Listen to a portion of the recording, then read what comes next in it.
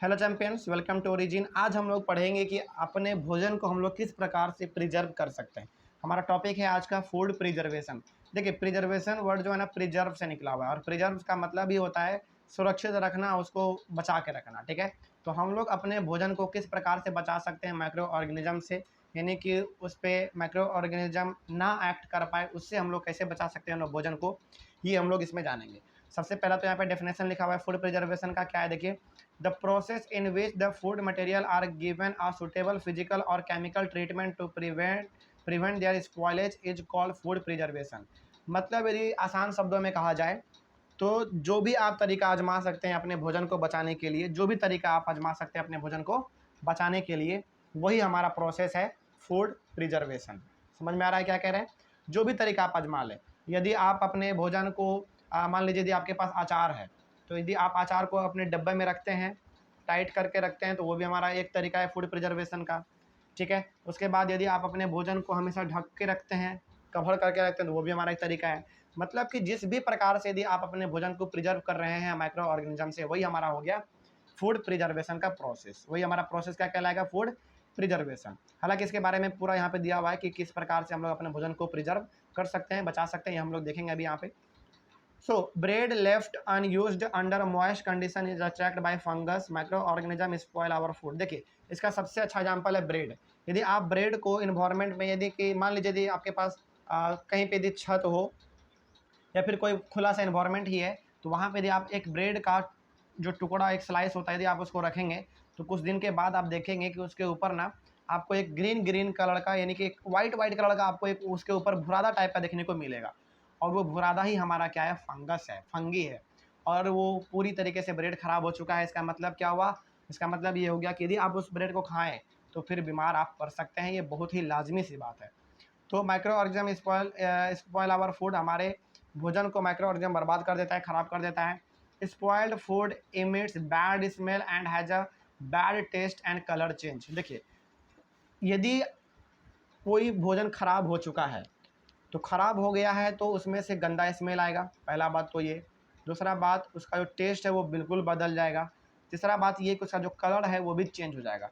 यदि आप एक ब्रेड के स्लाइस को यदि आप कभी इन्वायरमेंट में रख के देखेंगे तो कुछ समय के बाद यदि आप मान लीजिए, हालांकि आप उसको करेंगे नहीं, टेस्ट तो कीजिएगा ही नहीं, क्योंकि यदि टेस्ट कीजिएगा तो आपके अंदर माइक्रो ऑर्गेनिज्म जा सकता है। लेकिन ये एक्सपेरिमेंट में पाया गया है कि उसका जो टेस्ट है, जो उसका टेस्ट है वो बिल्कुल बदल जाता है, उसका जो स्मेल है वो भी बदल जाता है, उसका जो कलर है वो भी चेंज हो जाता है। यदि आपने गलती से कभी ख़राब चीज़ों को खाया होगा तो आपने ज़रूर इस चीज़ का आइडिया आपको ज़रूर होगा। ठीक है, आगे बढ़ते हैं फिर।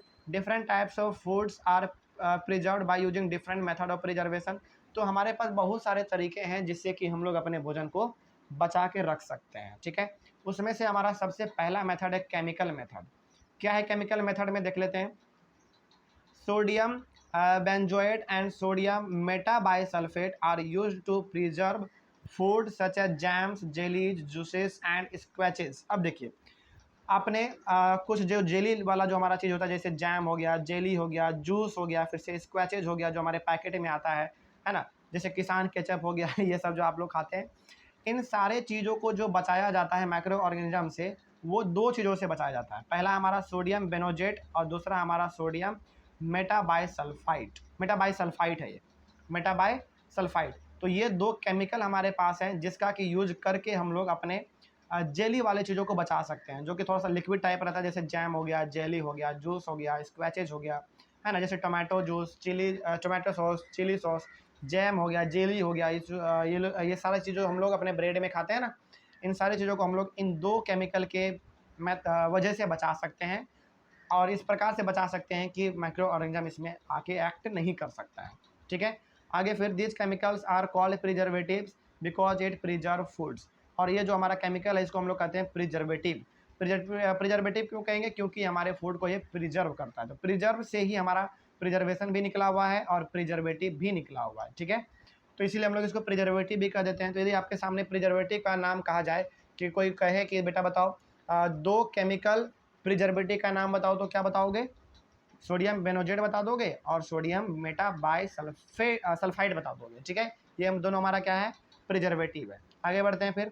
आगे हमारे पास है by common salt, preservation by common salt.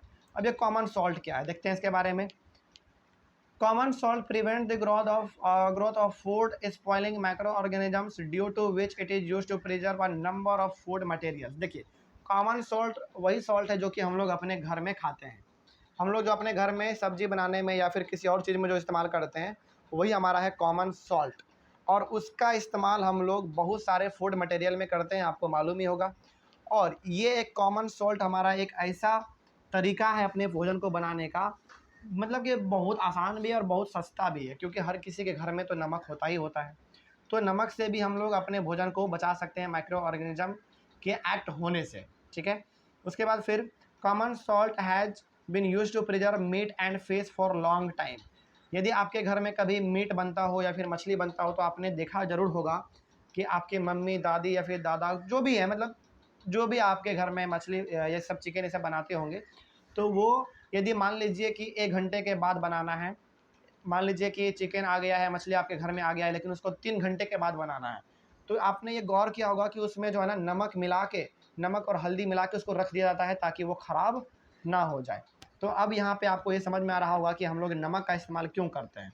देखिए यदि आप नमक का इस्तेमाल नहीं करेंगे उस समय पे मीट और फिश में, तो उसका जो टेस्ट है वो बदल सकता है, उसका जो स्मेल है वो भी बदल सकता है और उसका जो कलर है वो भी चेंज हो सकता है। इसीलिए आप अपने घर में बड़े बुजुर्गों से भी आप पूछ सकते हैं कि हम लोग फिश में या फिर मीट में इस्तेमाल नमक का क्यों करते हैं। इसलिए करते हैं ताकि वो हमारे भोजन को ख़राब होने से, यानी कि हमारे मीट को, हमारे मछली को ख़राब होने से बचा सकता है।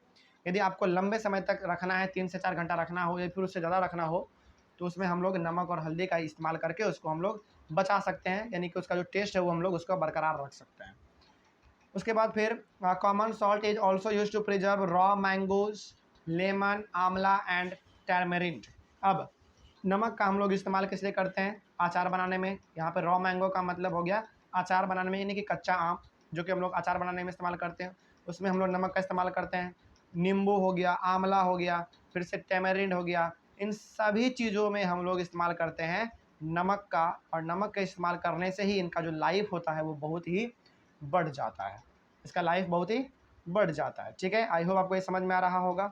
इसके नेक्स्ट क्लास में हम लोग देखेंगे प्रिजर्वेशन बाय शुगर, उसके बाद फिर ऑयल एंड विनेगर, उसके बाद cold heat and cold temperature, इसके बारे में हम लोग देखेंगे।